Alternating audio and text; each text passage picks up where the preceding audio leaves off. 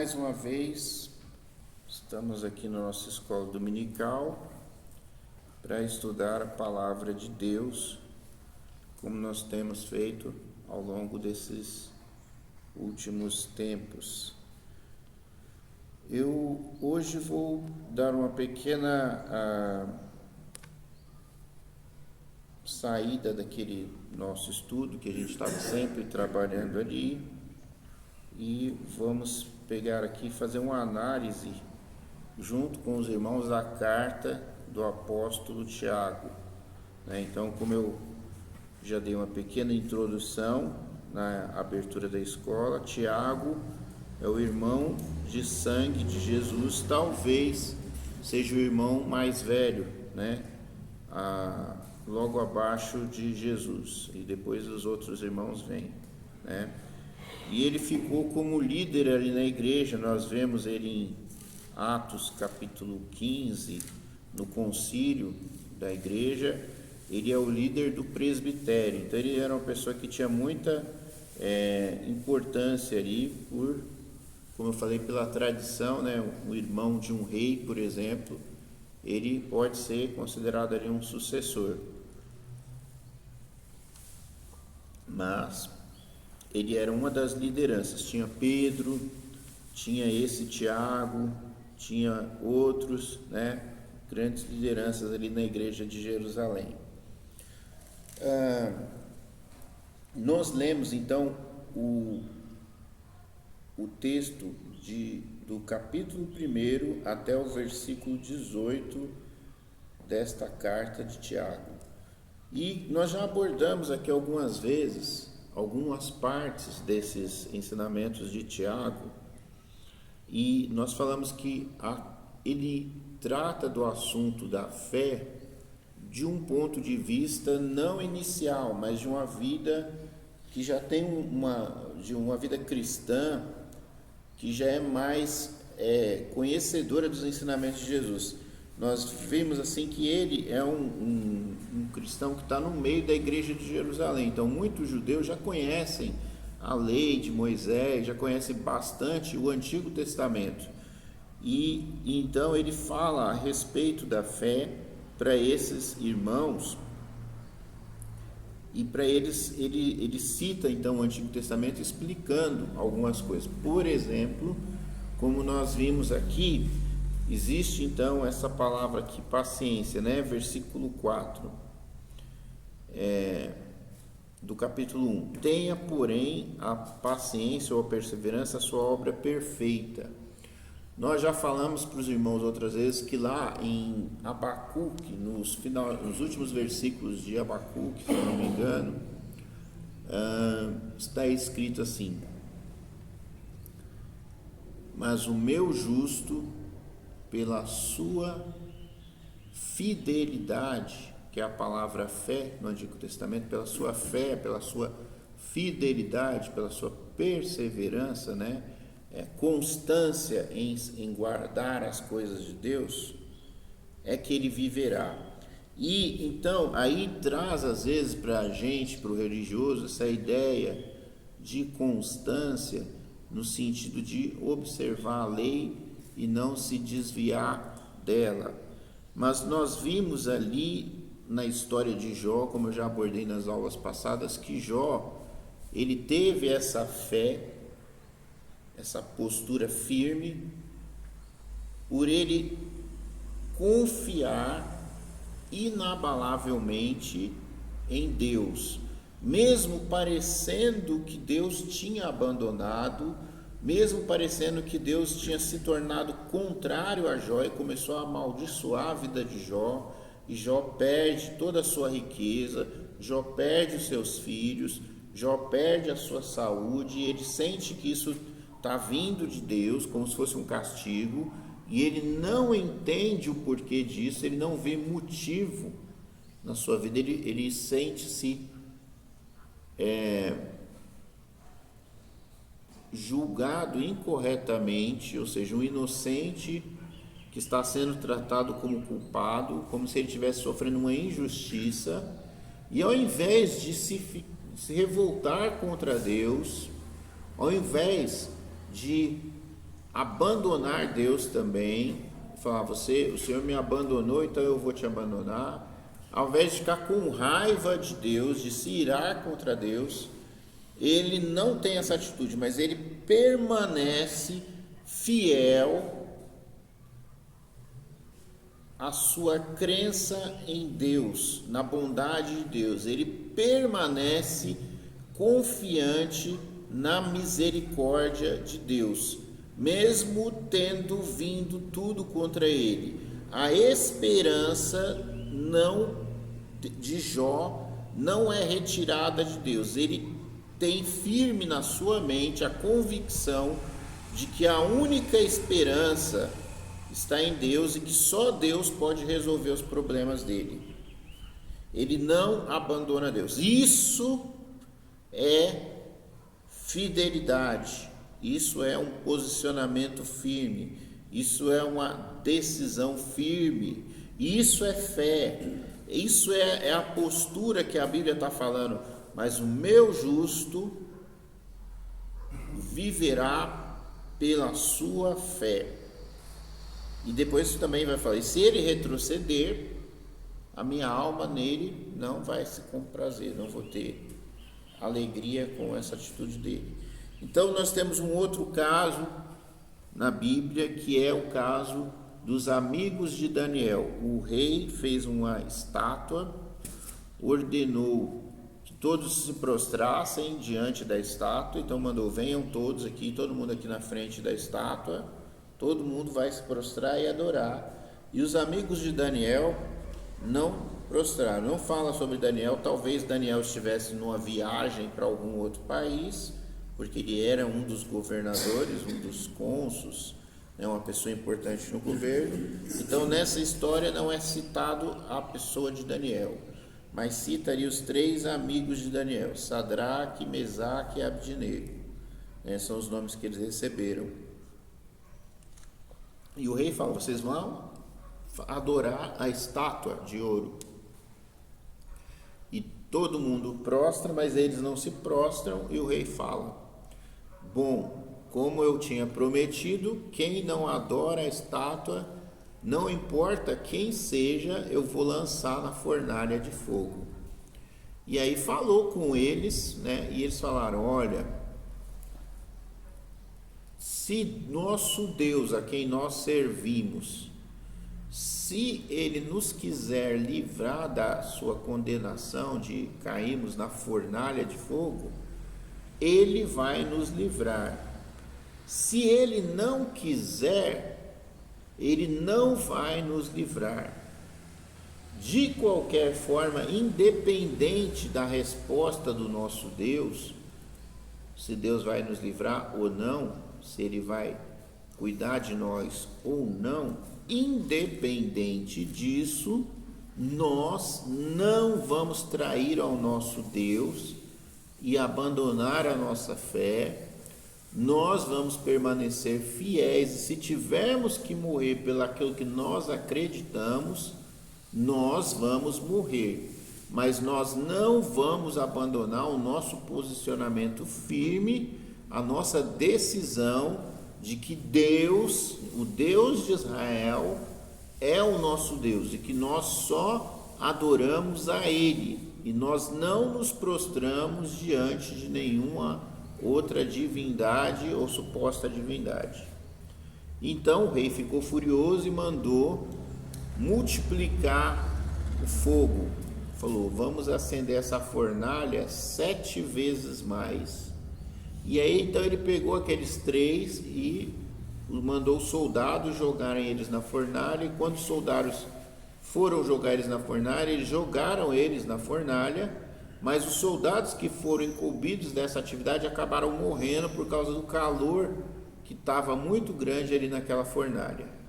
Então nem os soldados que foram jogar eles sobreviveram ao serviço de jogar eles na fornalha. E depois a gente sabe como é o final da história, que Deus salvou eles daquele fogo e não houve ali nem sequer um fio de cabelo que foi queimado deles, apesar de que os soldados que foram jogar eles morreram queimados. Bom, então, quando o Novo Testamento trata de fé, ele parece então estar tratando desse tipo de fé. E por isso aqui Tiago, ele começa falando sobre as provações, né? Versículo 2 do capítulo 1. Meus irmãos, tende por grande gozo cairdes em várias tentações, várias provações, sabendo que a prova da vossa fé vai fazer com que surja a perseverança, né? Que se ressalte a fidelidade e o posicionamento firme de vocês, né? E a perseverança deve ter sua obra completa. Então, as dificuldades, elas servem para testar a fé, e é preciso que a fé passe por esse teste e se demonstre verdadeira. Se a fé não é verdadeira, ela não passa, né? Então, quando o bandido encosta a arma na cabeça do crente e fala, nega a sua fé, senão você vai... Não, calma aí. Vamos trocar a palavra. O homem mau, né? O homem que não crê em Deus vai fazer um teste, que você encosta a arma na sua cabeça e fala, nega a sua fé, senão eu vou atirar. Se a fé da pessoa não é verdadeira, ela vai falar, não, eu nego, eu não sou de Jesus não, e aí escapa da pena de morte. Isso acontece muito no diversos países, não aqui no Brasil, mas em diversos países pelo mundo. Crentes convertidos, eles são confrontados por pessoas de diversas situações, bandidos, etc., soldados, encosta a arma na cabeça e confronta, abandona o seu Deus, renega a sua fé, senão eu vou te matar. E aí aqueles crentes, eles passam por essa prova que é falada aqui, e então muitos deles não negam a Jesus e acabam mortos, certo? Deus não salva e eles não negam a Jesus, e eles pagam a fé deles com a vida, né? A fé deles custa a vida deles, mas eles não renegam a Jesus. Essa é a atitude que se espera de qualquer cristão, de qualquer crente. Então a Bíblia fala muito dessa fé. Mas aqui em Tiago é muito interessante, porque Tiago, como eu falei, já está falando para uma igreja madura, não é para aquela pessoa que acaba de se converter. Então Tiago, ele vai relacionar essa crença e mostrar que tem como você negar a sua fé através das suas obras, das suas atividades. Então ele vai dar, por exemplo, a questão do julgamento. E ele vai falar, vocês não devem julgar. São os ensinamentos de Jesus, certo? Como eu falei, é semelhante aos ensinamentos de Jesus. Vocês não devem julgar. Então, nessa carta dele, ele demonstra que se você crê em Jesus e segue os ensinamentos de Jesus, você não deve negar a Jesus. E uma das formas de negar a Jesus é você desobedecer o que Jesus ensinou. Então Jesus ensinou para não julgar, e ele fala, não julgueis. Se alguém julga ao seu irmão, essa pessoa está errada. Vejam bem, Jesus ele ensinou a julgar. Jesus, ao mesmo tempo que Jesus fala, não julgueis, em um versículo da Bíblia, vai ter outro versículo que Jesus vai falar para julgar. Então, por exemplo, tem a comunidade da igreja, né? Tem pessoas que estão afastadas da comunidade da igreja, estão em pecado. O que Jesus ensina?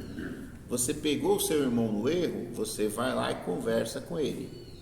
Não resolveu? Você chama um outro, 2 pessoas, conversam com ele. Não resolveu? Você vai levar para a igreja. Aí aquela questão da assembleia. Levou para a igreja, na assembleia, diante de todos, vai falar, olha, nós já conversamos com ele, não quer mudar a atitude dele. Esse irmão aqui, o que ele está fazendo? Ele está, por exemplo, se embebedando. A Bíblia ensina, né, dos ensinamentos da fé é que nós não devemos ter uma vida de um bêbado, que nós não devemos encher a cara e viver, né, essa vida de cair em bebedice. Nós temos que trabalhar, nós temos que ser sóbrios, não devemos ficar, né, nos prazeres da carne. Então tem aquele irmão lá, e aí vai levar para a igreja. Aí a igreja vai falar: olha, o que você está fazendo? Você sabe que na igreja, no povo de Deus, os cristãos, não é assim que a gente vive. A gente não tem esse tipo de comportamento. Se ele não se arrepender, isso aí, gente, vejam bem, isso daqui que eu estou falando já é um tribunal. É um tribunal. Então, se ele não se arrepende, esse tribunal dá a sentença. Ele deve ser excluído da comunidade da igreja, né? Então ele é excluído, é colocado à parte. Esse é o ensinamento que Jesus ensinou, como que a gente deve proceder, né? Então, continuando, nós estamos falando aqui sobre Tiago, e nós vemos aqui, por exemplo, ele fala a respeito de Deus. Olha, ninguém diga que é tentado por Deus, porque Deus, ele não tenta ninguém. Cada um é tentado por uma armadilha que ele mesmo abre e coloca sobre ele mesmo, né? São os desejos. E mais para frente ele vai falar de onde que vem esses desejos, né? E vai falar dessa luta interna que nós já abordamos em aulas passadas, né? Falando sobre o ser humano, sobre a imagem de Deus. Então, isso daí é bastante claro. Nós devemos suportar as tentações externas, as provocações externas, as provocações internas da nossa carne, os nossos desejos, as provocações das pessoas, por isso fala não julgueis, né? As provocações das pessoas. Se, é claro, veja bem, se não julgueis você acho, você não tem certeza de nada, eu acho. Isso é o que se refere ao não julgueis. Não é o caso de você pegar a pessoa no flagrante delito, certo? E você aconselhar ela, que nem eu citei o caso da pessoa que eixa a cara. Aí não é a questão de julgar, não é um macho, você tem certeza, você está vendo a coisa, certo? Então não é, o não julgueis é para quando você suspeita, mas não tem provas. Você imagina que, né? Aí você fica assim, na dúvida, aí como você não sabe o que é, você começa a ter um pré-conceito, uma pré-opinião, você não sabe o todo, então você julga superficialmente. Então, quando a Bíblia fala de não julgar, é o julgamento superficial, aquele que você faz, eu acho, eu não tenho certeza, né? Eu acho, né? Então, fala para essa questão. Então, continuando aqui, nós já lemos aqui alguns versículos, vamos seguir do 19 em diante.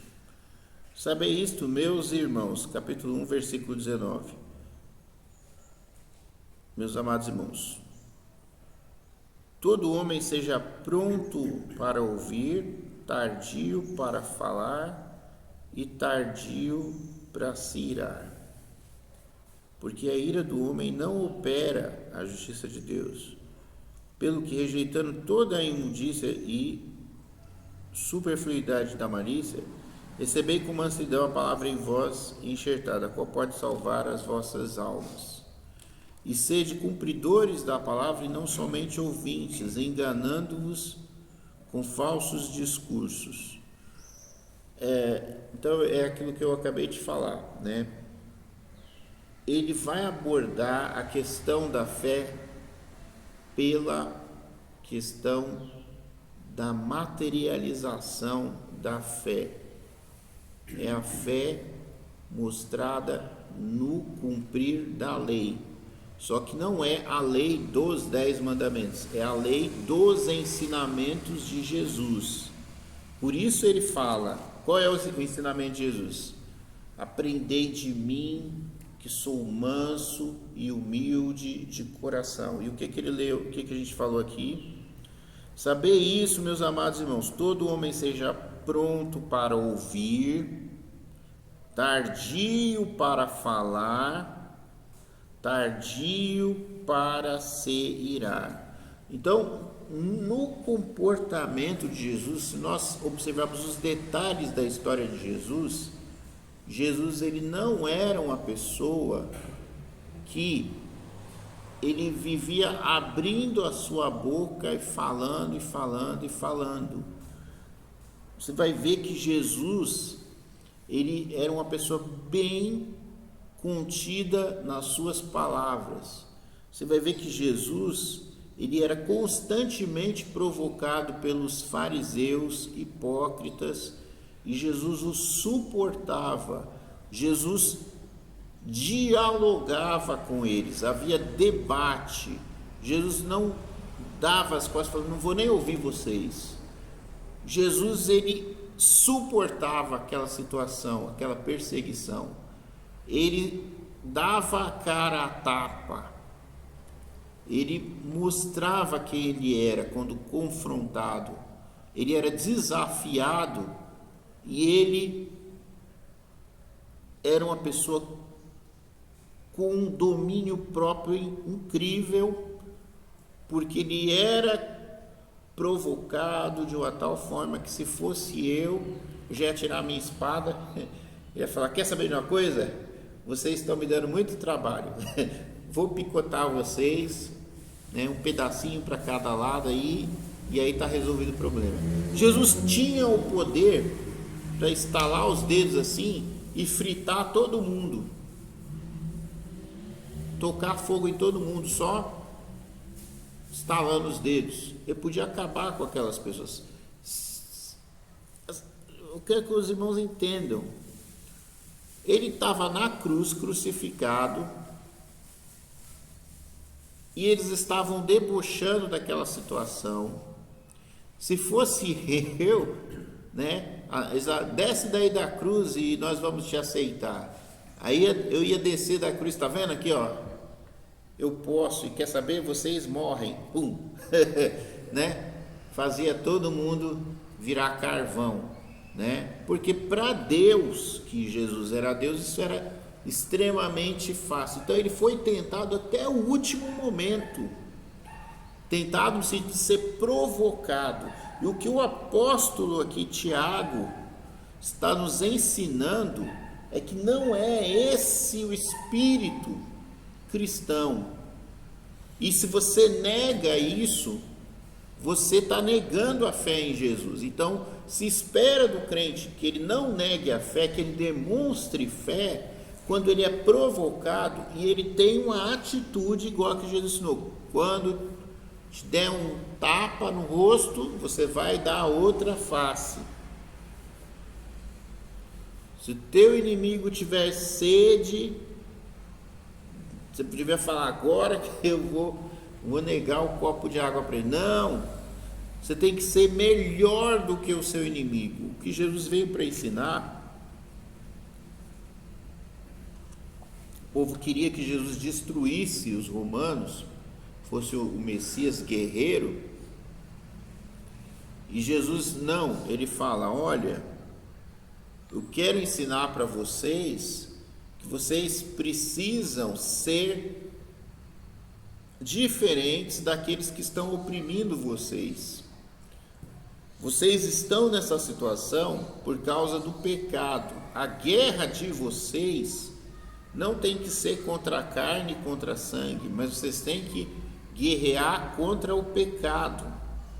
Se vocês se arrependerem, voltarem para Deus, o castigo vai ser retirado. Então Jesus ele vem para trazer uma libertação do pecado.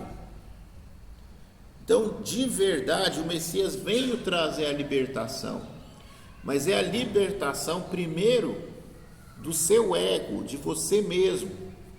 Jesus vem trazer uma transformação interna,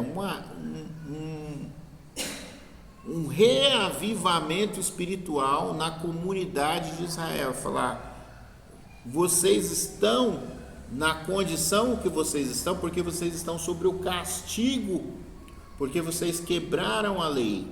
Voltem-se para Deus, que Deus vai libertar vocês desse castigo. É Deus que vai salvar vocês, não é com guerra que vocês vão ser libertos. Então Jesus ele tinha uma atitude muito diferente do que aquilo que as pessoas esperavam. Então Jesus fala, se o inimigo vem, não é para você resistir ao homem mau. Se ele te obrigar a andar 1000 passos, né? Soldado romano, vocês vão ver isso na história, quando Jesus está levando a cruz, o soldado romano pega uma pessoa na multidão e fala assim, você pega aí a cruz e carrega. Se fosse nos dias de hoje, a pessoa poderia falar, que a pessoa ia ser bem doida, né? Que se a pessoa falasse com outro soldado, o soldado espetava ela com a faca e já morria ali mesmo, né? Mas não, imagina que é uma pessoa bem sem noção nos dias de hoje, o soldado manda, carrega a cruz. Por que eu vou carregar a cruz? Esse daí, que é o criminoso condenado, o que eu tenho a ver com o crime? Eu não vou carregar a cruz para esse criminoso condenado. Por que um soldado não carrega? Já ia começar com um monte de mimimi e o soldado simplesmente ia espetar ele com a faquinha, né, com a espadinha, e o cara ia cair no meio da rua e ia ficar lá o corpo, né? Porque era um soldado violento, porque era uma época de barbárie. Jesus veio e mudou a história da humanidade. Os soldados romanos, os irmãos têm uma noção da barbárie que era. Eles oprimiam, eles pegavam, e o povo que estava sendo dominado pelo povo romano, eles eram feitos de escravos. Tal era o sofrimento que, além de, por exemplo, obrigar a carregar uma carga pesada, o soldado romano que tinha pessoas dentro da casa dele que eram serviçais, os escravos, ele podia chegar para um servo dele ali, um homem, e falar assim, olha, hoje eu quero variar, então hoje eu vou dormir com a sua esposa, porque eu quero, porque eu sou o seu dono, e eu vou fazer isso. E não era só isso não, porque eles tinham essas coisas de liberdade sexual. Então hoje eu vou dormir com a sua esposa e amanhã eu vou dormir vai ser com o seu filho. Então era um mundo de opressão, e o povo judeu queria se ver livre dessa coisa, desses homens maus, e eles estavam oprimidos por esses homens maus. E então Jesus fala, vocês precisam ter uma resistência pacífica, vocês precisam demonstrar serem melhores do que eles, sofrerem, suportarem o sofrimento, de uma maneira que vocês demonstrem a diferença de vocês para eles, demonstrem que vocês são filhos de Deus. Se vocês suportarem calados, então o ensinamento aqui vai falar sobre a língua, calados, sem reclamar, Deus vai ver lá no céu a justiça de vocês e vai livrar vocês, se vocês tiverem uma postura. Então isso é ensinado para a igreja, né, como nós estamos vendo aqui. Pelo que rejeitando toda a imundícia, e versículo 21, e superfluidade da malícia, recebei com mansidão a palavra em vós enxertada, a qual pode salvar as vossas almas, né? Então ele fala, os ensinamentos são difíceis, mas vocês devem receber sem questionar e atender. Sede cumpridores da palavra e não somente ouvintes, enganando-vos com falsos discursos. Porque se alguém é ouvinte da palavra e não cumpridor, é semelhante a um varão que contempla no espelho o seu rosto, porque contempla a si mesmo, logo logo vai, né? E logo ele esquece de como que ele era. Então, ele fala assim, olha, se vocês, eu já expliquei isso aqui para os irmãos outras vezes, essa questão do espelho aqui é uma questão de identidade. Se você é uma pessoa que guardar a palavra de Jesus, é observar, né? É seguir a Jesus, é praticar, tudo guardar, observar, seguir a Jesus, tudo troca pela palavra praticar. A tradução seria isso. Então, se você pratica o que Jesus ensinou, você está guardando, você está observando, né? Você está realmente obedecendo, seguindo a Jesus, tendo Jesus como mestre. Então, se é uma pessoa dessa condição, ele então está demonstrando fé, porque a fé para Tiago ela é materializada, ela é palpável, não é uma teoria, não é um sentimento, é uma prática.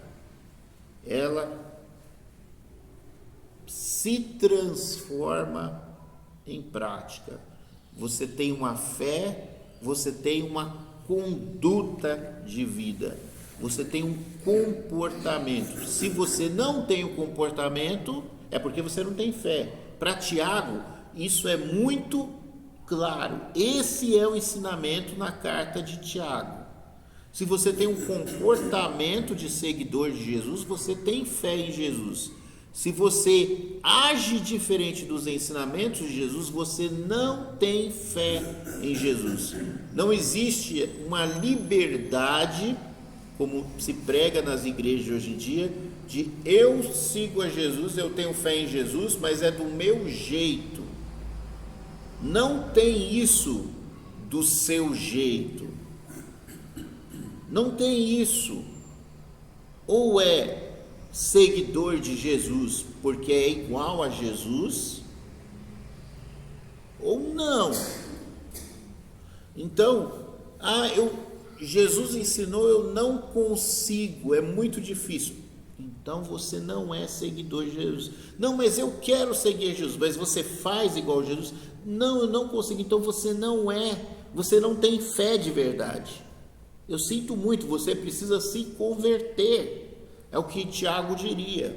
Porque se você é convertido, se você tem fé em Jesus, se você passou pelo batismo do Espírito Santo, o novo nascimento, você vai ser capaz de seguir os ensinamentos de Jesus. Não importa o quão difícil eles sejam.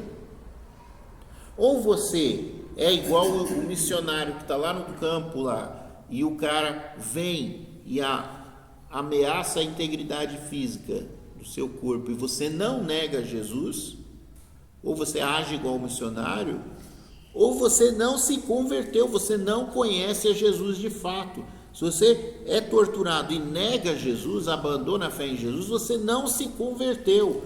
Para o livro de Tiago, aqui para a carta de Tiago, isso é muito fácil de detectar. É o ensinamento de Jesus. Árvore X produz frutos X. Árvore Y produz frutos Y. Então, por exemplo, a tortura.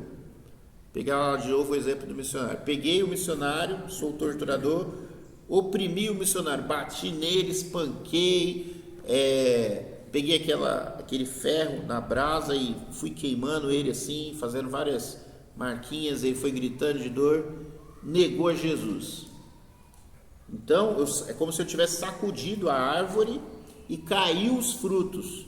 E os frutos que caíram são os frutos da árvore má, ou seja, esse daí não era de Jesus. Então eu libero ele, vai para sua casa, está liberado. Você não é seguidor de Jesus, não é você que eu estou procurando. Eu estou procurando os fiéis, é por isso que eu uso a palavra fiel. Eu estou procurando os fiéis, os seguidores verdadeiros de Jesus. Quando é o missionário fiel, vai ter aquela tortura, você vai agitar a árvore e o fruto que vai cair é o fruto da fé. ele não vai negar Jesus. Então é aquele que o soldado, né, inimigo do crente, da igreja, é aquele que está sendo procurado, aquele é o fiel. O irmão falou, que levantou a mão, quer falar alguma coisa? É interessante a gente observando, né, o pastor explicando a pura realidade, e a gente vê que Cristo diz que a porta é estreita, né? A porta é estreita. E às vezes, meus irmãos, nós e outros também,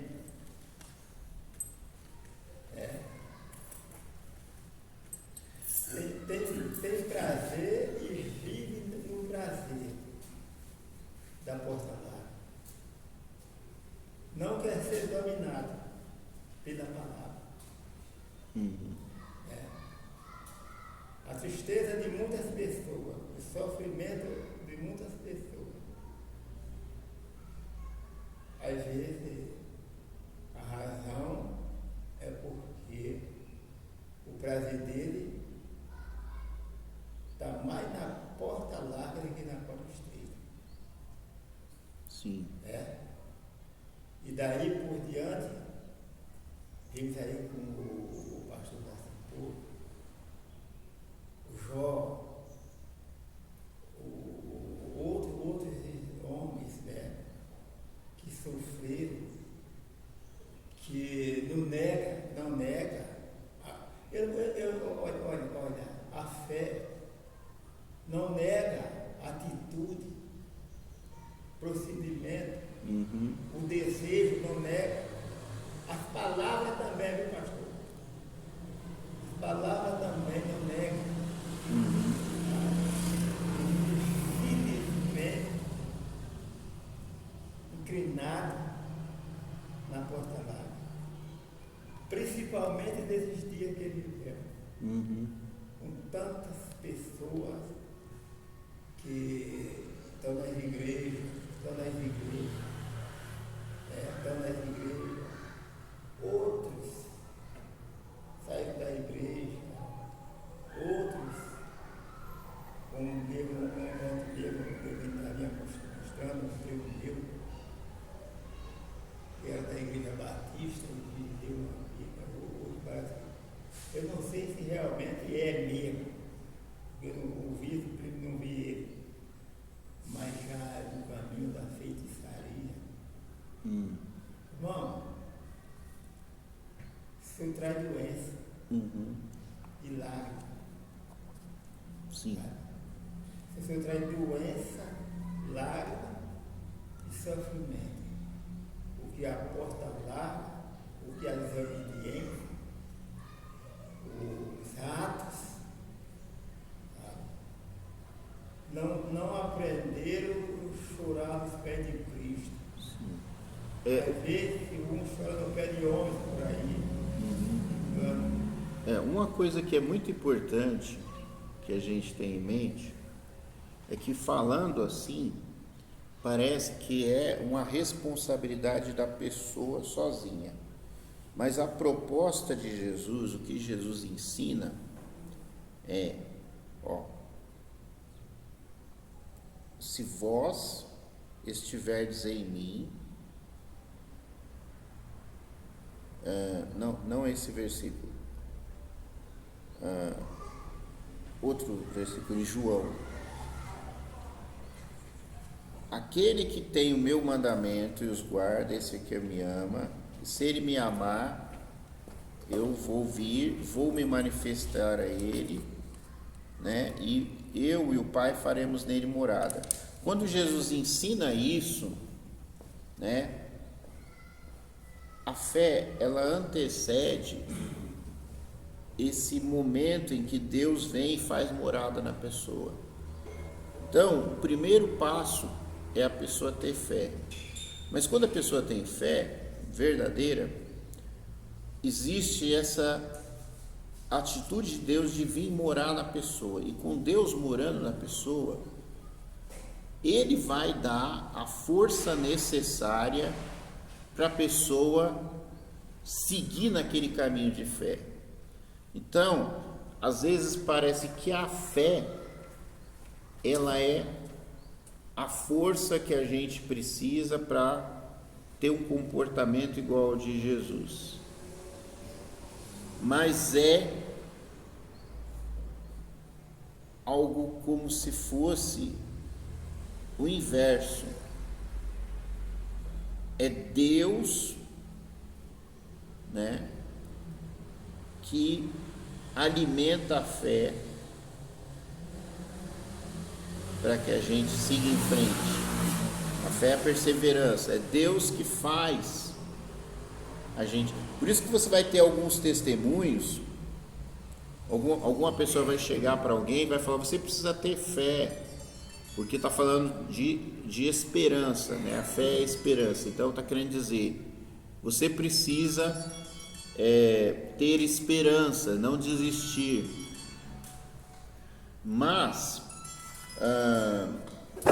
deixa eu só resolver isso aqui.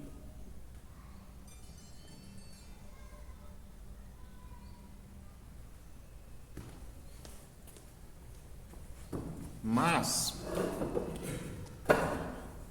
o que acontece é que existe essa situação que a gente vê uma pessoa cobrando da outra, falando: olha, você precisa manter a fé, não perca a sua fé, ou seja, não perca a sua esperança. E tem aquela situação que alguém vai chegar para uma pessoa e falar: mas o que te mantém de pé? O que te mantém de pé? Por que você não desiste? Então, existe algo sobrenatural que mantém a fé da pessoa, que não faz a pessoa, que não deixa a pessoa perder a fé. Então, na verdade, quando a gente vê o posicionamento da fidelidade, nós estamos vendo algo sobrenatural. Eu costumo falar que nós todos vemos o milagre sobrenatural, que é a prova que Deus existe, e essa prova que Deus existe é os fiéis que existem na vida, no dia a dia. Ou seja, qualquer um que é fiel a Deus, ele é a prova de que Deus existe. Porque é Deus que fomenta a fé naquela pessoa, e não a fé daquela pessoa que faz com que exista uma religião, porque é uma decisão humana. Não, o sobrenatural, que é Deus, é que faz isso. Porque vejam bem, como que existe cristãos 2000 anos depois de Jesus, sendo que o cristianismo foi massacrado de todas as formas, e apesar de, o cristianismo sobreviveu. É diferente do islamismo, em que ele sendo massacrado, houve uma reação de guerra, e ele se impôs, ele sobreviveu vencendo guerras. O cristão, ele não guerreava, o cristão era oprimido, ele suportava a perseguição. Não foi na base da guerra, não foi na base de mostrar força, foi na base de mostrar. Vamos lá, o muçulmano é o lutador de boxe, levou um soco, o outro soco, caiu, levantou, reagiu, partiu para cima e derrubou o adversário. O cristão não é isso. O cristão é aquele que tomou soco, não deu nenhum soco e continuou tomando soco e continuou de pé. E aí o pessoal fala hoje em dia, né, sobre a vida e tudo, né? Não é o quanto você bate no seu adversário, mas o quanto você aguenta apanhar do adversário. É isso que faz de você ser uma pessoa forte. Não é se você consegue vencer, é se você consegue se manter de pé, consegue resistir. Então, o cristianismo foi isso, é isso. E só por isso ele já é uma prova de que Deus existe, porque ele se manteve sobrenaturalmente. Apesar de, é igual o povo judeu. O povo judeu existe porque Deus quis, porque não tinha motivo algum para o judaísmo continuar existindo. Porque, por exemplo, na época de Hitler, ele matou 6 milhões de judeus. Já é o suficiente. Tem país que tem essa quantidade de pessoas aí, deve ter algum país que tem uma quantidade só de 6 milhões. Então, por exemplo, o estado de São Paulo aqui tem, só na cidade aqui de São Paulo, são o quê? Uns 10 milhões, 12 milhões de pessoas. Matar 6 milhões é matar metade da população que a gente está vendo aí. Cada casa aí, se tem um casal, você mata metade da população. Isso aí é para deixar qualquer um com medo e falar assim: não sou judeu, não quero morrer. Como de fato fizeram. Quando vieram para o Brasil, o Silva, vamos dar um outro nome aí, quem mais? Da Costa. Isso é tudo nome que judeu usa, né? Que chamados cristãos novos. Como que eu vou me esconder, vou dizer que eu sou católico, mas eu quero me identificar para um outro judeu. Então, eles vão usar esse nome, da Silva, né? Da selva, ou da costa, que da região costeira, não, o Ferreira, que é o ferreiro, né? E por aí vai, são os nomes que identificam as atividades. E aí chega para cá como se fossem cristãos, mas na verdade eram judeus. Então você vê aquele negócio lá, aquela atitude dos mineiros, que eu conheço um pouco da cultura. Bença pai, bença mãe, atitude judeu, não é de cristão. Isso é ensinamento judeu, né? Chega lá, abençoa. Isso é judaísmo puro, né? O idoso, está escrito na Bíblia, o maior abençoa o mais novo, pedindo a bênção para o pai e para a mãe. Isso é judaísmo, né? Então tem todas essas coisas dentro da cultura do nosso país, e esses eram para se esconder, para tentar sobreviver. Renegaram a fé. Ou era renegar ou ser extirpado. Né? E aí se perdeu mesmo. Perdeu e chegou à sociedade brasileira. Descendentes, uma boa parte do povo descendente de judeu. Só que não manteve o judaísmo. Bom, mas não é sobre essas coisas que a gente quer falar, né? A gente quer falar essa questão da postura. Então a gente leu aqui alguns versículos, por exemplo, acepção de pessoas, capítulo 2, versículo 1. Se você faz acepção de pessoas, está negando a fé. Jesus tratava todo mundo igual. Com Deus não faz acepção de pessoas. Deus não tem essa coisa de preferido na hora do julgamento. Ele vai tratar igual. Ele é justo juiz, sem parcialidade, ele é imparcial. O juiz justo é o juiz que, na hora que chega lá o rico e o pobre, o juiz não vai dar ganho de causa para o rico, porque o rico está dando um dinheirinho por trás. O justo juiz, ele não se corrompe. No dia do julgamento, o rico está frito, porque o rico não consegue comprar o juiz. E aí tem o caso do juiz ser morto, né? Porque o rico não consegue comprar o juiz, então ele manda matar para ver se coloca um juiz que seja comprado, né? Então, o juiz correto, ele não teme essas coisas, ele age corretamente. Então, isso aqui vem. O que mais que a gente vai ver? Questão da justiça social, questão dos ricos e dos pobres, vai se falar aqui em Tiago, é a prática do amor. Então Tiago vai falar como é o ensinamento de Jesus. Ensinamento de Jesus.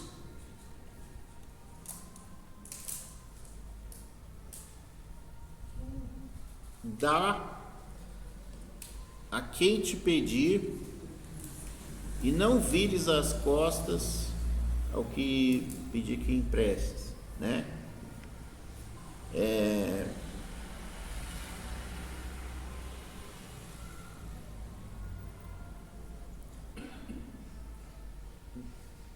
Isso é meio difícil de explicar, mas Jesus, de um ponto de vista humano, como se fosse uma pessoa que não é crente, quando ele olha o que Jesus faz, ele pode fazer uma leitura do seguinte: Jesus é um fundador de uma seita, ou seja, um grupo religioso que se destaca dos outros grupos por tal e tal coisa. Essa seita, ela é um movimento político, porque vocês pegam lá a história de Jerusalém, lá em Atos capítulo 3, a igreja de Jerusalém, e vocês vão ver aquela que está acontecendo. Não existia pobres dentro da igreja, todos tinham tudo em comum. Isso é ensinamento de Jesus. Jesus ensinou isso. Então, se eu estou falando de uma pessoa que não é cristã, analisando a Bíblia, Jesus, então, ele lança essa comunidade em que as pessoas dividem e repartem as coisas entre si, um ajudando o outro, como uma forma de resistência ao Estado. Então, o Estado opressor cobra altos impostos, e Jesus, ele ensina os pobres se unirem, certo? Se unirem e se ajudarem entre si e criar uma comunidade à parte do Estado. Jesus era um subversivo, ele era um revolucionário na visão de uma pessoa que não conhece a Deus. Então ele implanta ali uma comunidade de fé religiosa, e através ali daquela religião, aquela seita, aquela comunidade tem uma característica de prosperidade financeira, de não existir pobres, miseráveis ali dentro, porque todos uns ajudam os outros. Então não existia pobre necessitado. Então é uma cura social, uma cura da fome, né? Da pobreza extrema. Então, de um ponto de vista de quem não conhece a Deus, você vai olhar para Jesus. Jesus é um líder revolucionário, é um dos homens mais inteligentes. Jesus é um marxista, não um socialista. Jesus está procurando transformar o mundo através do socialismo. Mas não é isso. Jesus não injeta no mundo uma religião com o objetivo de mudança social. O objetivo de Jesus não é transformar o mundo igual a teologia da libertação católica, né? Que é você pega socialismo, comunismo e joga dentro do cristianismo, dentro da igreja católica, surge a teologia da libertação. Então, não é isso que Jesus quer. Não é uma transformação de vida material. Jesus não prega o apego às coisas materiais. O que Jesus está ensinando é o amor. Então a fé, se você tem fé, você tem amor. E se você vê o seu irmão passando dificuldade, Tiago vai falar, como é que fica isso? Que fé é essa? Que não tem materialização. Você fala, vai em paz, Deus te abençoe, tchau. Vou orar por você e tchau. Para Tiago é inadmissível esse negócio, eu vou orar por você. Você está com fome? Eu vou orar para Deus sumir com a sua fome. Não existe isso em Tiago. Tiago não está ensinando isso. Para Tiago, a fé, ela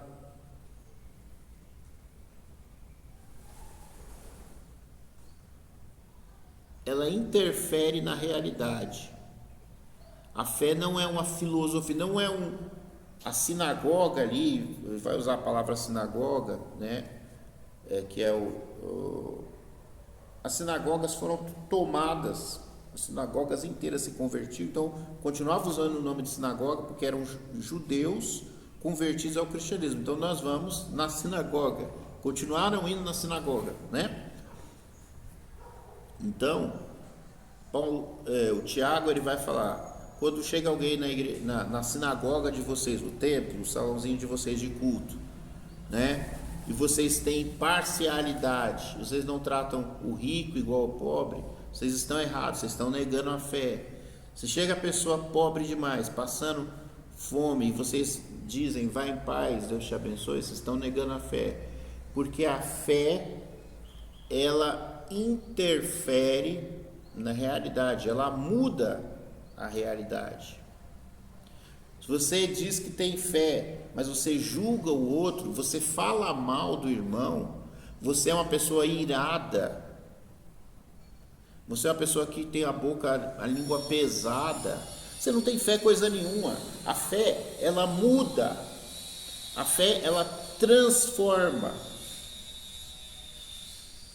né? Então ele vai falar isso, que a religião é vã se a pessoa, por exemplo, finalzinho aqui do capítulo 3,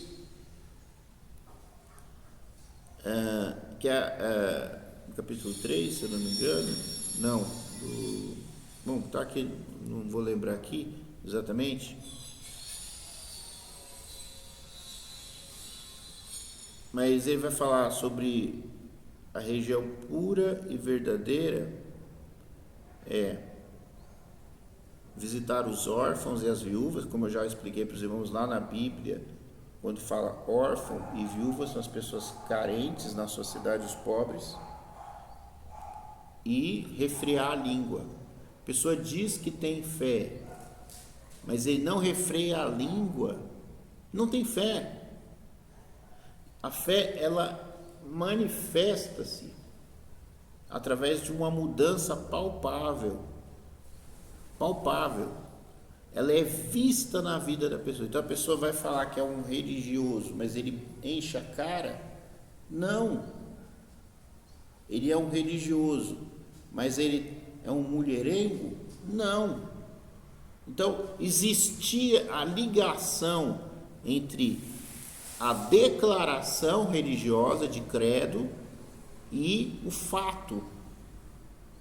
O fato, tinha que haver o fato. Então era o contrário, né? Ele vai falar aqui em um versículo, vai dizer alguém, eu tenho fé e não tenho obras. Aí outro vai falar, eu vou mostrar a minha fé pelas minhas obras. E ele vai então chegar na questão das obras, que os judeus entendiam muito bem.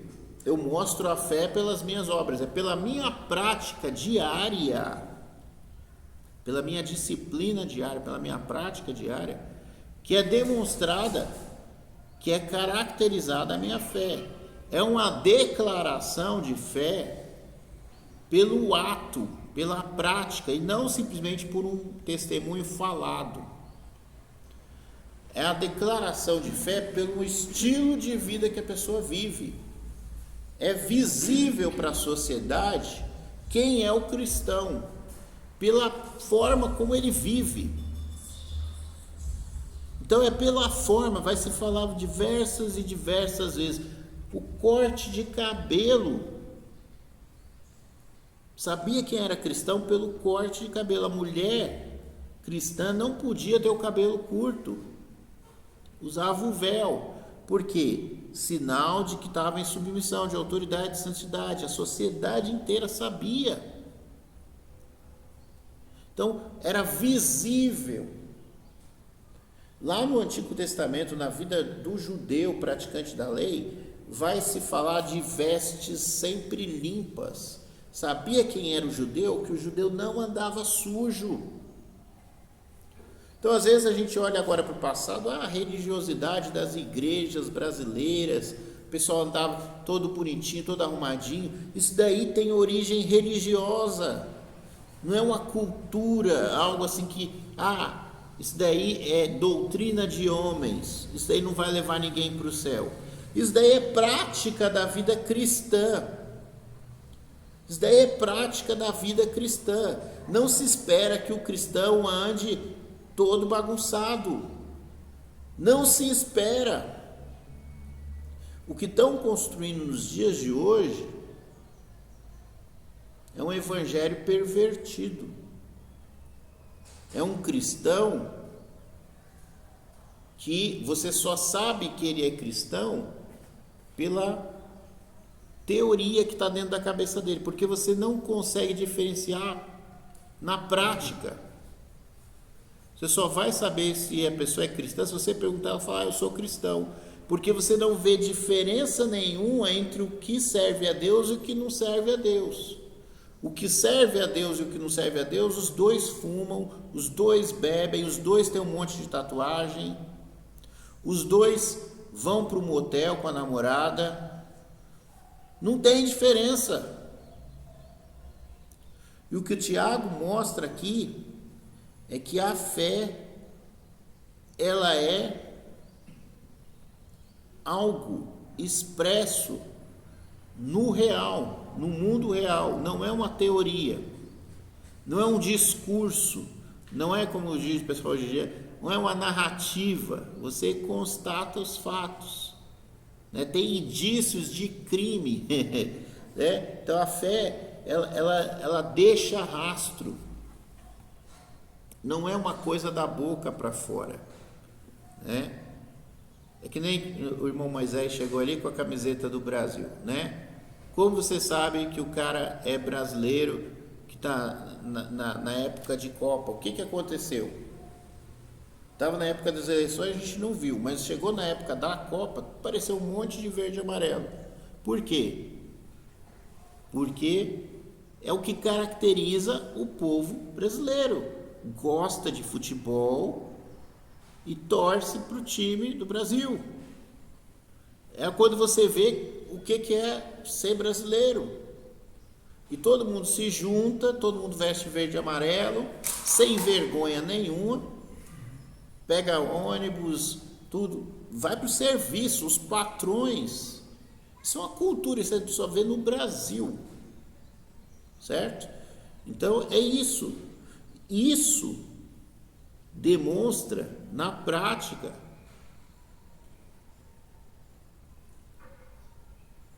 o que é ser brasileiro. E a mesma coisa na vida do cristão. Então se espera esses atos.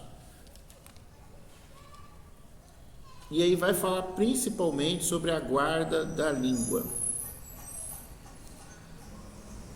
Ele vai falar sobre, para a gente concluir, porque a gente não pode se estender, sobre a confiança nos bens materiais. Ele vai falar dos ricos, por exemplo, ele vai falar, olha, você diz que amanhã, o ano que vem, você vai para tal lugar, executar tal projeto, vai ganhar tanto dinheiro e vai ser bem sucedido. E ele vai falar assim, olha, antes você deve dizer, se Deus quiser. Então os projetos, os planos, a confiança não está na minha condição material, na minha condição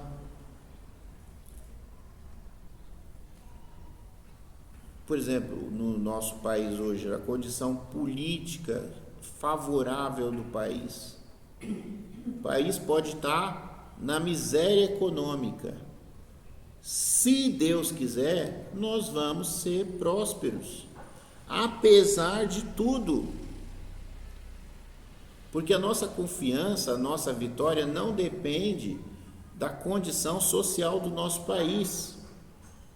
Porque Deus é maior do que as misérias econômicas da sociedade brasileira.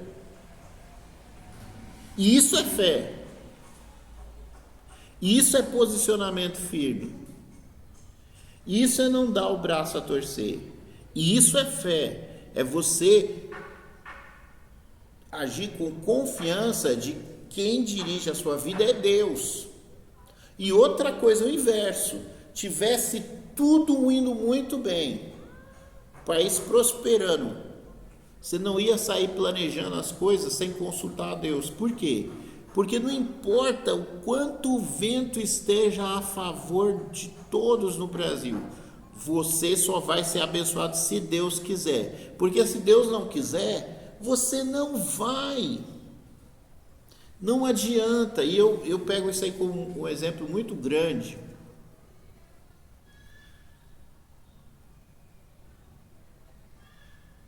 Eu tento explicar isso, mas é difícil para as pessoas entenderem. Não adianta, você é crente e você não questiona Deus que caminho você vai seguir na sua vida, na sua formação profissional, na sua formação na faculdade, tudo. E você sai planejando a sua vida sem perguntar nada para Deus. E aí você faz, você estuda, você abre a empresa e você fale. Você vai de novo, você falha. Aí fica aquele... Gente, deixa eu falar para vocês um negócio. A gente fala de comunismo, eu vou falar contra o capitalismo agora. O capitalismo, existe uma mentira que é pregada nos púlpitos das igrejas. Não é teologia, não é Bíblia, mas se prega como se fosse. Todo mundo tem a mesma chance. Isso é uma mentira do capitalismo. Isso não existe. Isso é uma mentira. Não, todo mundo tem chance. Basta você fazer que vai dar certo. Se você for, vai acontecer. Não vai acontecer. Não, porque querer é poder, porque tudo na força de vontade, o cara que quer, ele faz acontecer. Não é assim que funciona. No mundo real, na Bíblia e no mundo real, isso daí não é verdade. Existem pessoas que nascem com defeitos físicos, com dificuldades, elas nunca vão ter a mesma chance que você e nunca vão conseguir ter sucesso igual você. E não importa o quanto você tenha nascido perfeito, com tudo a favor, se Deus não quer que você seja um médico, esquece. Você não consegue vencer a Deus. E você vai fazer as coisas, você pode chegar a ser médico um dia, mas você vai se enrolar e vai perder a sua carteirinha de médico e não vai conseguir exercer a profissão, porque não é o que Deus escolheu para você. Não adianta ser cabeça dura, eu chamo de burro, e querer insistir naquilo. Não é para você. Não é e pronto. Acabou. Isso daí é aquilo que a gente volta lá no calvinismo, que o calvinismo ele trouxe isso das culturas. O calvinismo não, é uma crítica que se faz porque ele traz isso de que já existia na época dos gregos. Existe uma coisa chamada destino, existe uma coisa chamada gênio. O gênio, a pessoa gênio, ele era uma pessoa que estava sobre a influência de uma entidade, o espírito Deimos, alguma coisa desse tipo. Ele era iluminado por uma entidade, por isso ele se sobressaía às pessoas. Então existia essa questão do destino, da pessoa privilegiada. Ele era escolhido pelos deuses, só ele tinha sucesso. Então isso aí veio ali de trás para dentro do calvinismo, do destino traçado por Deus. Isso daí é um fato. Isso daí é um fato. Existe as pessoas normais, existe aquela pessoa que Deus escolheu que sobressai. E não adianta ninguém ficar com inveja e alguém querer estar no lugar daquela pessoa e tomar o lugar daquela pessoa, Porque se é aquela pessoa que Deus escolheu, acabou. Isso se chama Deus, se chama destino traçado por Deus. Acabou, é isso e acabou. Existe 2 Silvio Santos? Não, é um Silvio Santos só que tem. Deus escolheu ele, acabou. Existe jornalista Roberto Marinho? Existe? Não, só existe um. Existe lá o Boechat? Era um Boechat. Existe lá presidente fulano de tal, é um só que não é outro. A coisa vai pelo caminho que Deus traçou. Se Deus quiser tirar um cara lá do pé rapado lá, né, igual falam lá vim de ônibus lá do Nordeste, lá de pé de pau, como é que fala? Ônibus? Pau de arara, e transformar ele em presidente, Deus transforma. E se Deus não quiser que ele não seja mais presidente, não adianta. As coisas são conforme Deus quer, conforme Deus permite. Não adianta as pessoas quererem mudar a realidade pelas suas próprias forças, se Deus traçou. Então, a grande questão de nós, seres humanos, é descobrir qual é o projeto de Deus, o que Deus tem preparado para nós. E você anda de acordo com os passos dele.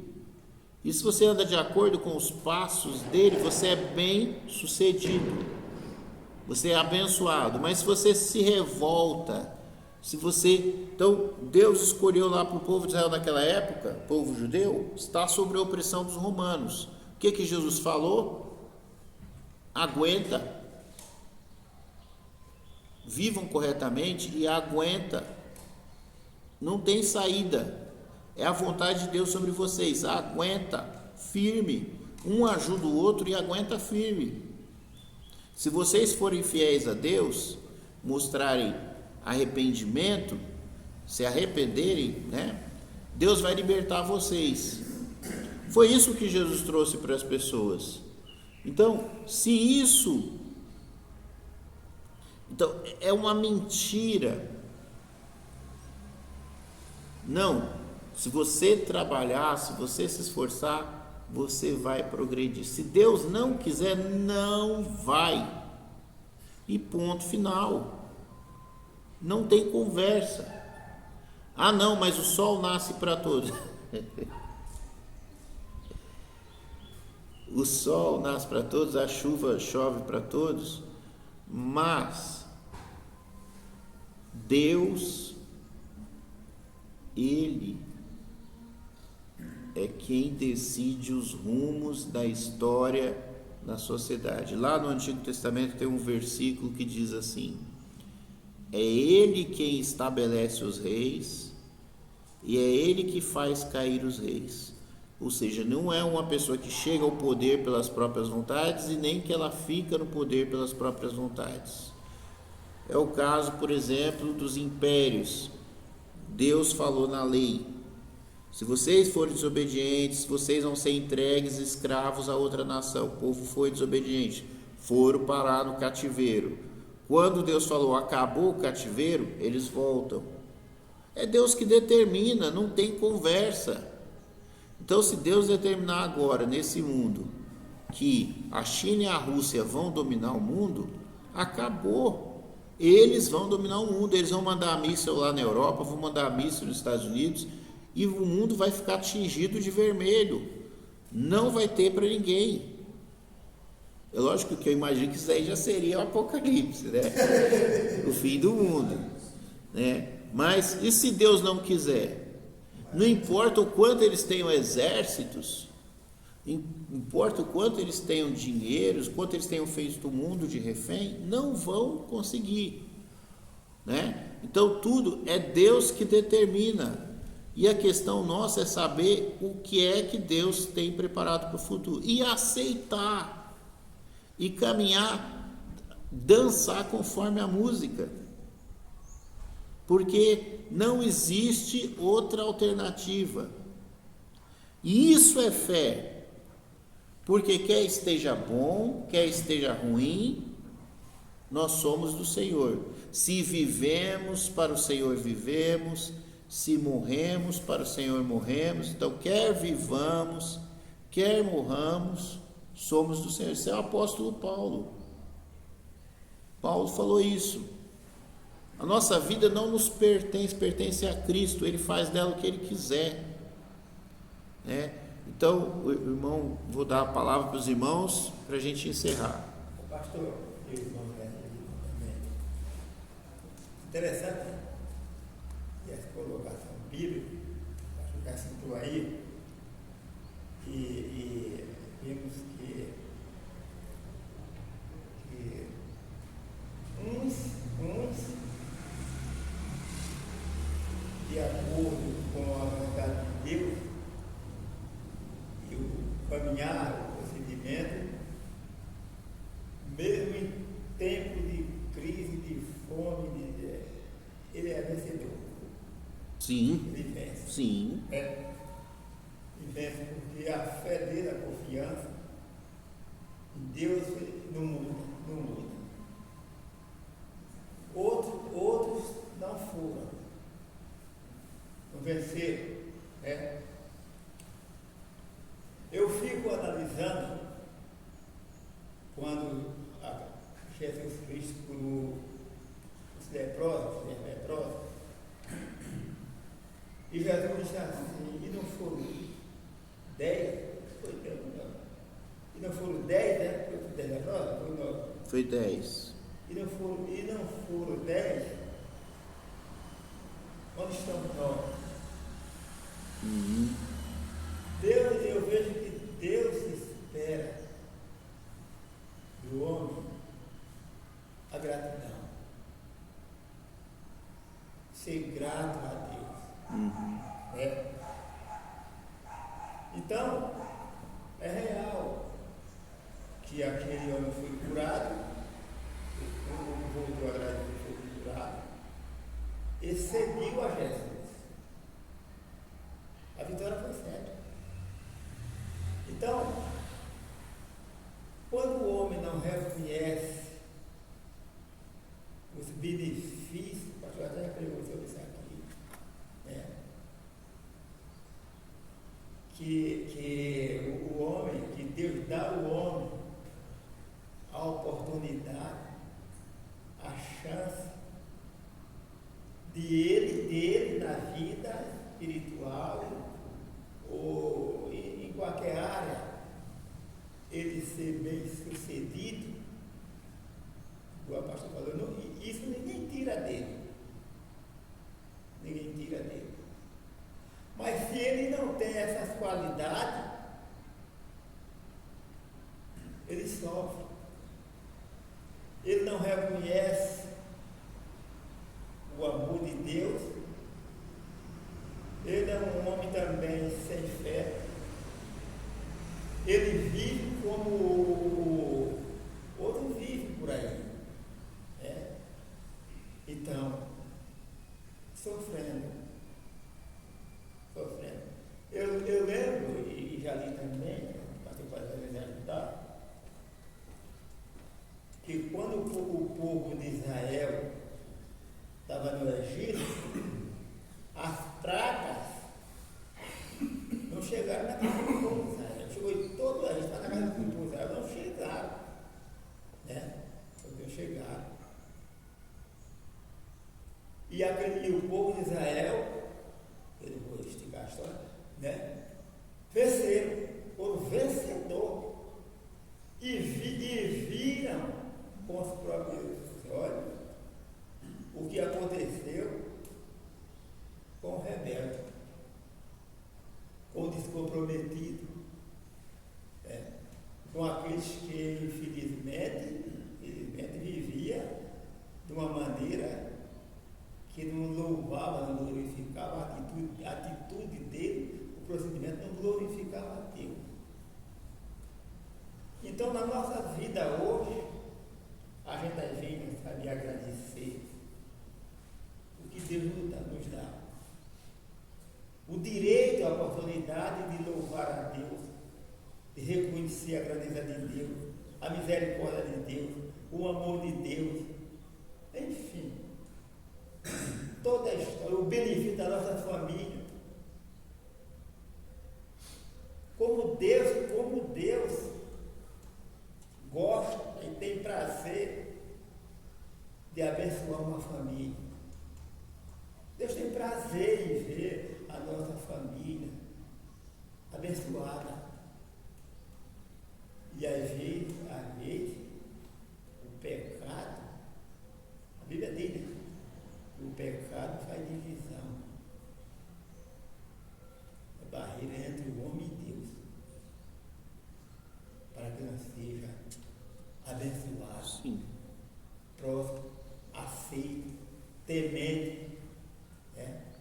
Então, o que o pastor pregou e ensinou aí, até mesmo, pastor, até mesmo quando o senhor disse aí que se via no passado a diferença de um no comportamento, na atitude. Hoje, pastor, não existe mais isso. Hoje não existe mais isso. O ir para a igreja, o cantar o hino da igreja ou cantar o samba. Mas não existe mais diferença. Está tudo aí na minha caminhada. Como é que Deus se agrada de uma vida assim? Que a minha vida for assim, mas Deus se agrada e tem prazer no meu louvor. Às vezes existe muito dessas coisas na nossa vida. A gente reconhecer o poder de Deus e o poder do homem. E qual é a consequência, né? O poder de Deus, a vontade de Deus e a minha vontade. E qual é a consequência, né? A gente vê aí uma nação de evangélicos que vive assim de qualquer jeito, quer ser abençoado por Deus. O que a Bíblia já disse lá no passado? Não vai. A bênção é para quem que serve a Deus. Então tem duas coisas. Tem coisas que Deus dá a opção. Se você fizer isso, vai ser abençoado. Se você fizer aquilo, você vai ser amaldiçoado. E tem uma outra coisa, que é aquilo que é o que Deus traçou, que é independente se você é bom ou mal, vai acontecer. Então, como eu falei do Apocalipse, quando chegar a hora do dia, do fim do mundo lá do Apocalipse, do domínio do anticristo, ele vai dominar e pronto. Não vai ter oração, não vai ter jejum que impeça de acontecer o que Deus determinou. Não importa se você foi bom crente ou se você foi mau crente. Quando chega a hora do anticristo dominar, ele vai dominar e pronto, porque Deus já determinou. Então existe as duas coisas. Existe coisa que é consequência da sua escolha. E tem coisas que Deus determina que não tem esse negócio de escolha. É isso que eu estou querendo dizer, né? Independente disso, a nossa fé tem que ser constante. Independente disso, nós temos que permanecer fiel, faça chuva ou faça sol, esteja indo tudo bem ou esteja indo tudo mal, se é que nós queremos alcançar. Porque o objetivo da nossa fé, como diz a Bíblia, é a salvação da alma, não é para a vida nesse mundo. A fé não se presta a ter uma vida abençoada nesse mundo. Não é para isso que existe a fé, não foi essa a mensagem que Jesus pregou. Eu gostaria de falar que você falou. Sim, pode falar. É que vocês ficam calados, aí eu vou falando. Então, o que eu analiso, que eu vejo, que a fé, a gratidão, é uma riqueza que a pessoa tem. O crente, a pessoa que crê em Deus, ele tem fé, ele tem gratidão por tudo. Ele passa por qualquer dificuldade sem se desesperar, e ele passa por qualquer momento bom também sem se ensoberbecer, né? Então Deus, ele faz tudo bem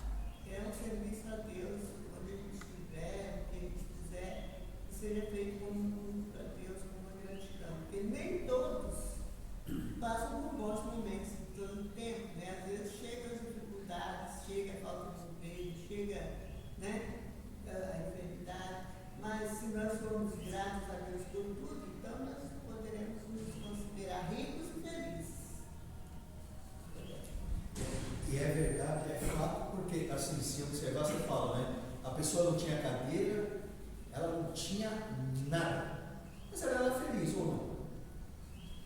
É o que nós vemos hoje, né? Tem muitos ricos, ele tem tudo, e ele não está contente com tudo que ele tem, ele quer mais, mais, mais. Só que o que nós temos, né? Que nem eu muitas vezes olhava assim, né, para a ganância de alguns da minha família e ficava olhando, né? Poxa, você tem o suficiente, por que você quer mais, né? Para poder ser igual ou ser superior a alguém? E qual que é a felicidade nisso?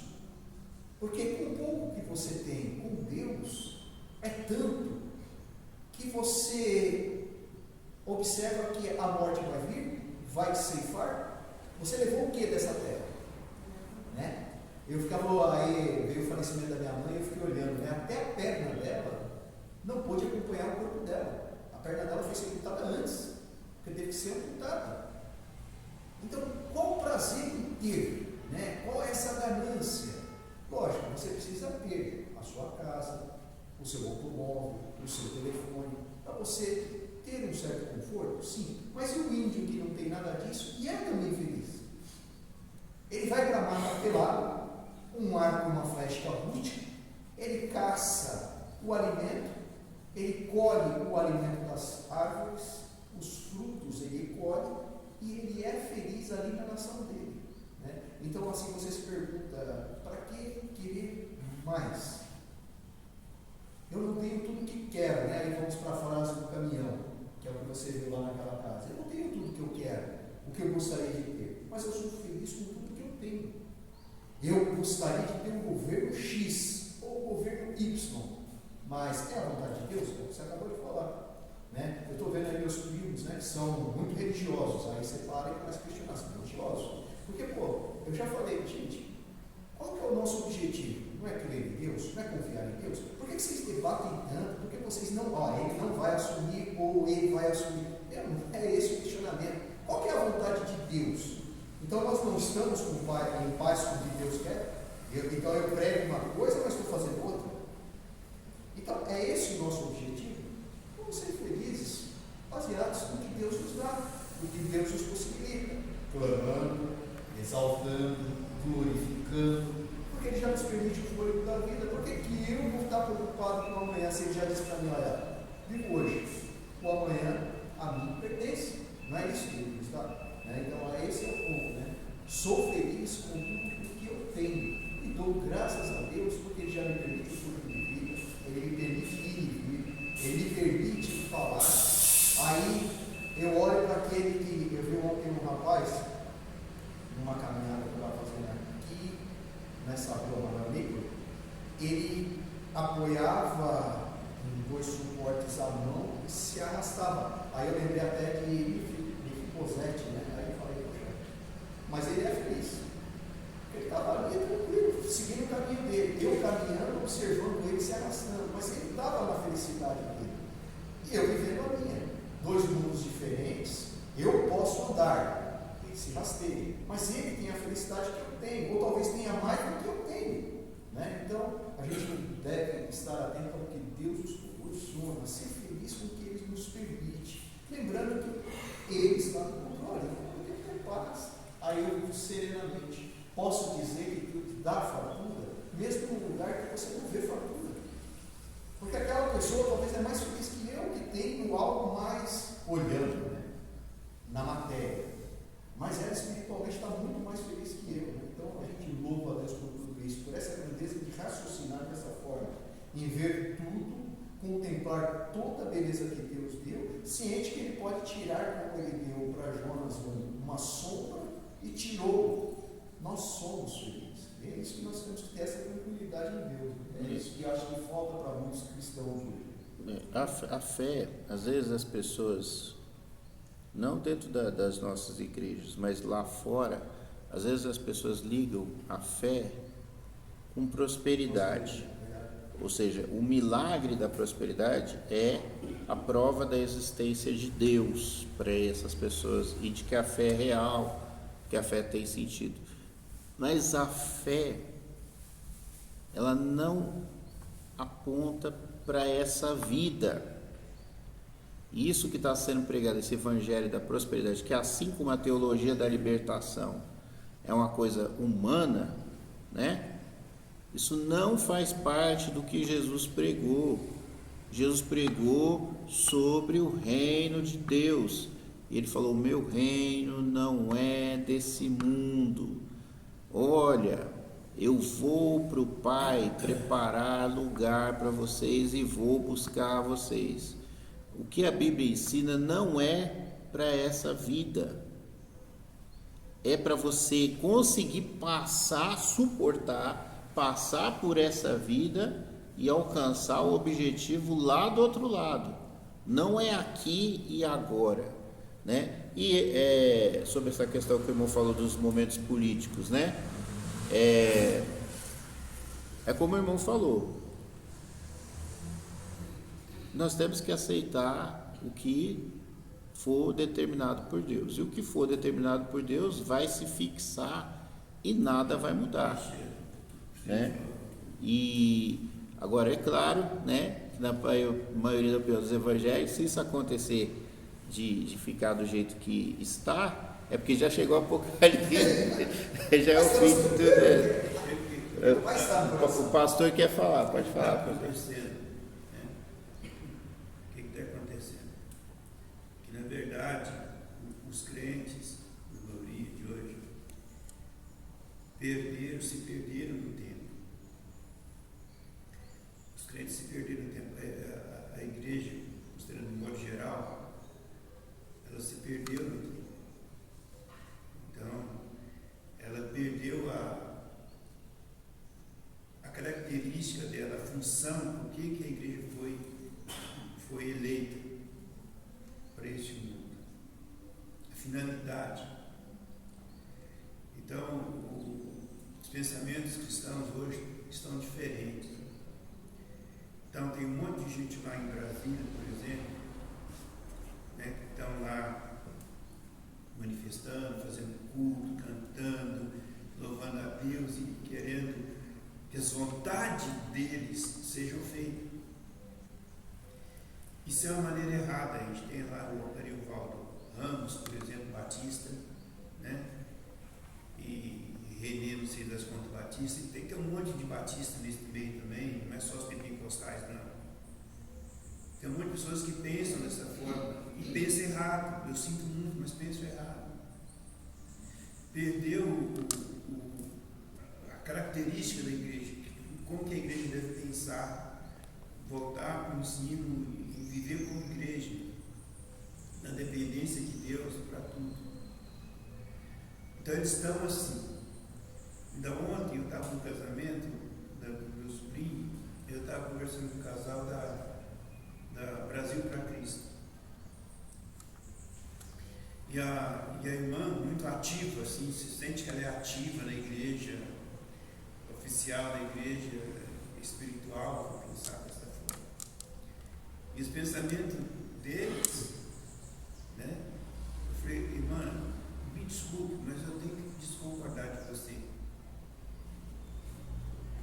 Em parte eu posso concordar, mas tudo eu não concordo com você. Né? Porque nós temos que fazer assim, porque né, vai ter um avivamento aqui no Brasil, vai começar por aí, entendeu? E é por isso que essas coisas não são assim. Se a gente aprendesse que a vontade de Deus é que tem que ser feita, e a oração de todos os cristãos fosse feita assim, que a vontade de Deus fosse feita, e deixar Deus fazer a vontade dele, você aceitaria as coisas que estão acontecendo de uma forma mais light, você ficaria mais contente. Teria paz. Teria paz no coração. Né? Agora, aí pensam comigo.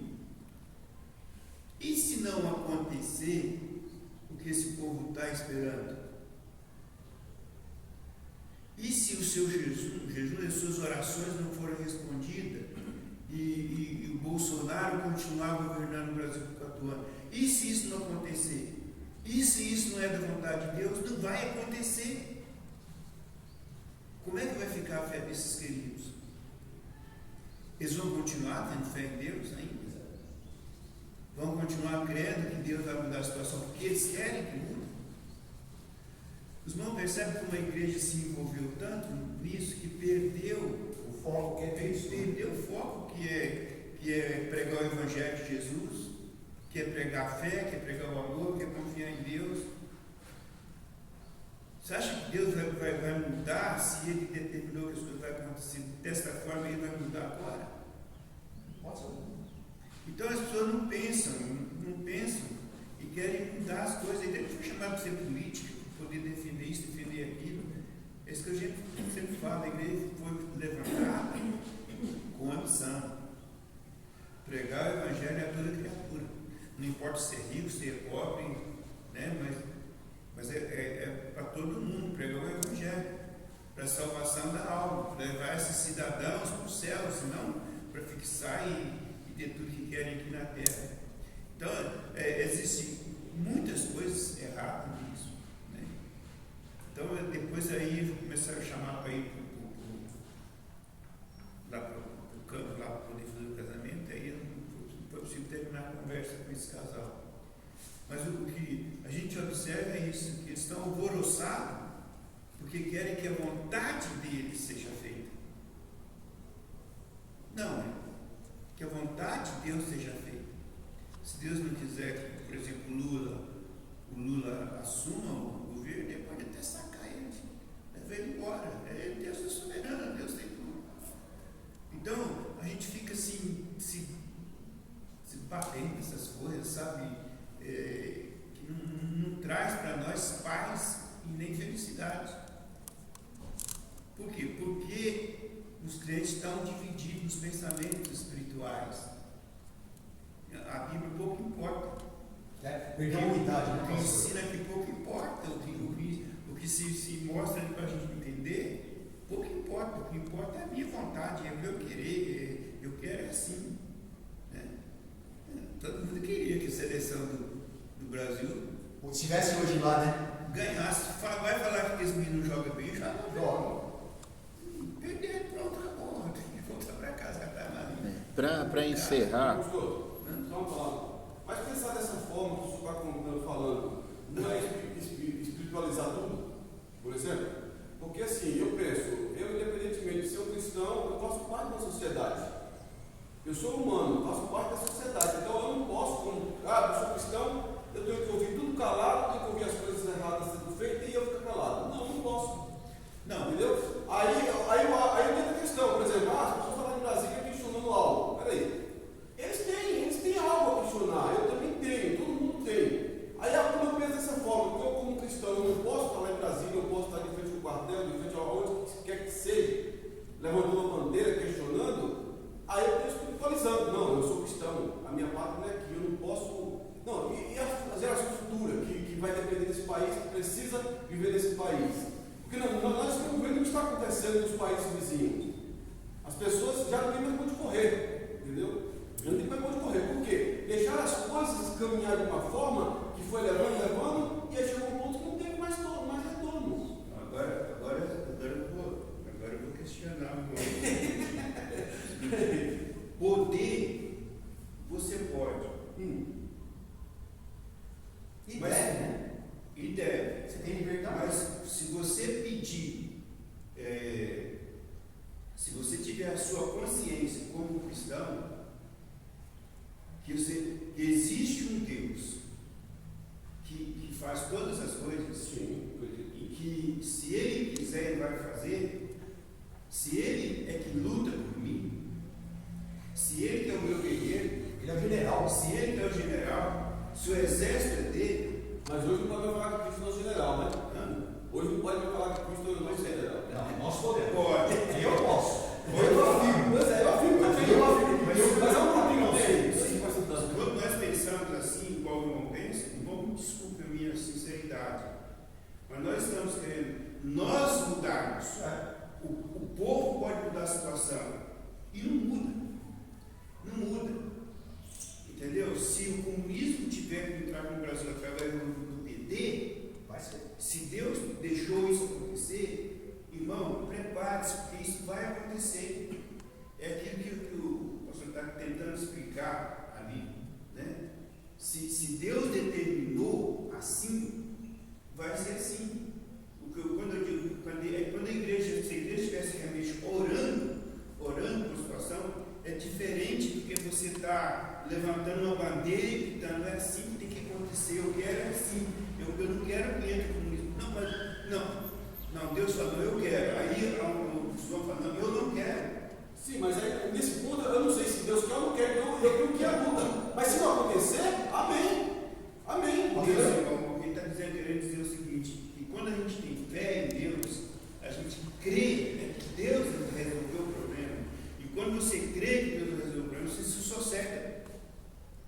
Você se sossega. Aí eu te digo, eu acabei de falar agora, que nem estava falando com a irmãzinha ontem, as profecias, esses profetas que levantaram, esses homens e mulheres de oração, esses que se dizem espirituais, que estão lá brigando para que a coisa muda, para que Deus muda, seja espiritual, seja político, o irmão Moisés está levantando o lado político. E se isso não acontecer, Amém. o que vai acontecer com esses irmãos? Aí eu não posso julgar que eles vão desviar da fé. O que vai acontecer com essas profecias que estão se levantando? O que isso vai trazer? O que vai acontecer na vida deles? Entendeu? Por quê? Porque não estão esperando que Deus mude a situação, eles estão querendo lutar com o braço do homem. Entendeu? Com o braço do homem. Querem lutar com o braço do homem. Não, fulano não vai subir a rampa. Não, se Deus não quiser que ele sobe, ele suba. Não é porque está aquele grupo lá, sei lá, milhões lá, que vai fazer com que o outro não sobe. Não. Então, você tem que acreditar em Deus. Então, se você crê em Deus, você espere em Deus. Espere que as coisas mudem. Não se ficar apavorado, desesperado. Deixa eu Quando fala oração, está falando oração e ação. Não é só orar, esperar. Não existe, irmão. Não, ó, peraí. Gente, deixa eu fechar aqui. Nós pegamos essa questão aí que sempre eu ouço essa palavra oração, né? A palavra e ação. Eu traduzo o seguinte assim: você ora e confia. Isso. Essa é a ação. A ação é eu confiar. Se eu tiver a capacidade de confiar, está perfeito. Entendeu? A ação do crente é essa. Agora, a ação do mundo é diferente. Eu peço a Deus, mas eu pego a minha espada, eu vou para cima e eu venço. Eu vou fazer uma analogia. Em nome de Jesus. Eu vou fazer uma analogia. Eu estou atrás de um emprego. Eu vou só orar a Deus, ficar em casa com o braço cruzado e não vou correr atrás. Cadê a minha ação? Eu tenho que ir na ação e ir em busca do emprego. E Deus vai.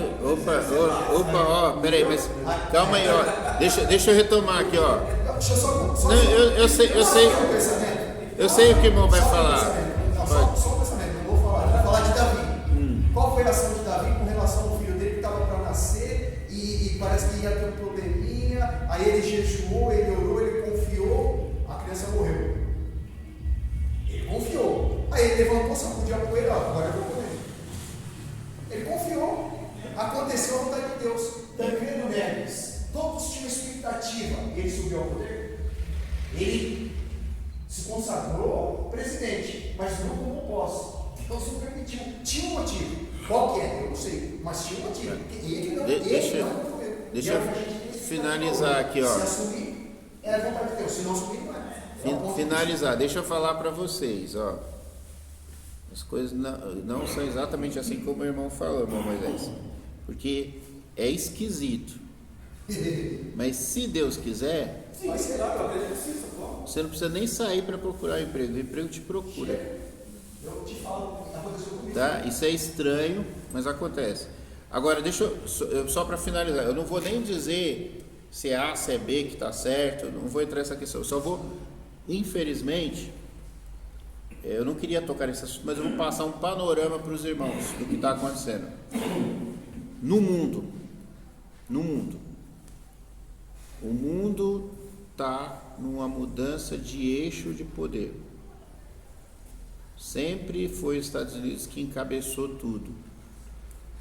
Os dois países, Rússia, pobre, mas com exército, e China, rica, sem armamentos, os dois equivalem aos Estados Unidos. E essa mudança de poder, ela está mudando, pendendo para esse lado de lá, para o lado da Ásia, né? Então, o mundo está mudando mesmo, tá? A gente não sabe o que é que vai vir. Aquilo que eu falei de que é um apocalipse dominar, por incrível que pareça, pode ser verdade. Então, por exemplo, tem muitos países com essa tendência de pensamento socialista, comunista, que estão no poder ao redor do mundo, Aquilo que a gente sempre entendeu como direita, né, como se fosse o lado direito, não está no poder, não está sendo. Então, por exemplo, você fala, a Europa não é comunista. Tem um monte de comunista disfarçado lá. Estados Unidos não é comunista. Tem um monte de comunista disfarçado. O governo nos Estados Unidos hoje, ele é esquerda. Aquele Biden lá, ele é esquerda. Biden. E na Europa a mesma coisa. Então, na verdade, essa visão esquerda dominou o mundo inteiro, tá? E aqui, de direita mesmo, aqui era o Bolsonaro mesmo. Mas aí, você vê que a coisa aconteceu. Não vou dizer se é legítimo, se não é legítimo, independente disso, aconteceu. Então, mais dia, menos dia, se Deus não mexer no mundo inteiro, olha só, para mudar a coisa, tem que mexer no mundo inteiro. Se Deus não mexer no mundo inteiro, vai ficar vermelho de questão política, todos os países do mundo, vai ter uma visão só no mundo inteiro. Mas isso aí parece o Apocalipse. Pois é, de repente a gente deu um azar de nascer bem na época do Apocalipse e a coisa vai acontecer já, né? Vai acontecer já. E tem gente por aí dizendo que o anticristo já está vivo em carne e osso, já tem um homem para ser o anticristo. E eu suspeito até de que as pessoas estão chamando de herói, tá? Alguns dizem que ele é um herói, que é o Zelensky. Minha opinião, muitas pessoas já erraram durante muitos e muitos anos, escolhendo várias pessoas para ser o anticristo. Toda hora as pessoas erram. Então eu não vou afirmar nada sobre nada. O que eu digo é que, se a gente olhar de uma maneira global, tá? O mundo inteiro caminha numa direção. Agora ele caminha numa direção. Essa balança, ela pendeu para um lado. Essa visão autoritária de espoliação de bens, isso daí está se tornando prática. Porque são os senhores do mundo, os ricaços, porque é isso, porque é aquilo. Não importa. O que importa é que as coisas estão mudando para esse lado. E se Deus não mexer na história do mundo inteiro, essas coisas não vão se reverter. Mas aí tem o exército, toma o poder aí. Eles podem até tomar o poder hoje no Brasil, daqui a 4 anos eles podem cair por guerra contra outros países. Eles podem vir aqui e bombardear. Calma aí, que agora eu vou falar e eu vou encerrar. Não vou dar mais palavra para ninguém, não. Então, não, acabou. Não, finish. Não. Aqui não é mais uma democracia. Não já perdeu. Agora as coisas são do meu jeito. Não. Chega. Não. Sou pastor da igreja, sem esperar, senão posso pedir a sua instrução. Ai. Presta atenção, agora é sério. Agora é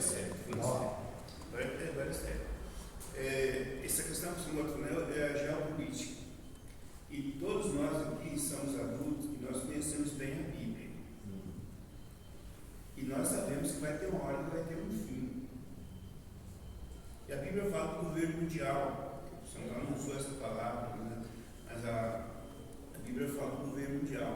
E se for o tempo que Deus já está implantando, está trabalhando, porque Deus trabalha.